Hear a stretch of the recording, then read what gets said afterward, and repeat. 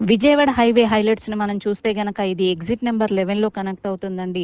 LB Nagar నుంచి దండుమల్కాపురం వరకు 8 line హైవేగా కూడా ఆల్రెడీ వర్క్ స్టార్ట్ అయింది.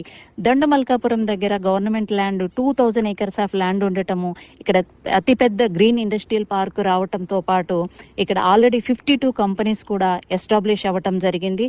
అండ్ ఈ హైవేకి ఉన్నటువంటి మేజర్ అడ్వాంటేజ్ 2 తెలుగు రాష్ట్రాలను కలిపేటువంటి హైవే. టోటల్‌గా ఇది ఎల్బీ నగర్ నుంచి విజయవాడ వరకు 240 కిలోమీటర్స్ మనకు 6 లైన్ హైవేగా కూడా గవర్నమెంట్ ప్రపోజల్‌లో ఉంది. అండ్ చౌటుప్పల్ దగ్గర వచ్చేసి మనకు మెట్రో ఫెసిలిటీ రావటము, అండ్ చౌటుప్పల్ వరకు కూడా రీజనల్ రింగ్ రోడ్ రావటము, రీజనల్ రింగ్ రోడ్ చుట్టూ కూడా ఎంఎంటీఎస్ ప్లాన్ చేయటం అనేది ఈ హైవేకి ఉన్నటువంటి అడ్వాంటేజెస్. అండ్ 80 ఏకర్స్‌లో బాటసింగారం దగ్గర హెచ్ఎండిఏ లాజిస్టిక్ పార్క్ కూడా రావటం అనేది ఈ ఎస్పెషల్‌గా ఈ విజయవాడ హైవేలో 3600 ఏకర్స్‌లో గవర్నమెంట్ ల్యాండ్ ఉండటం వల్ల ఐటీ అండ్ ఫార్మా ఇండస్ట్రీస్ ఇటువైపు రావటానికి ఎక్కువగా స్కోప్ ఉంది.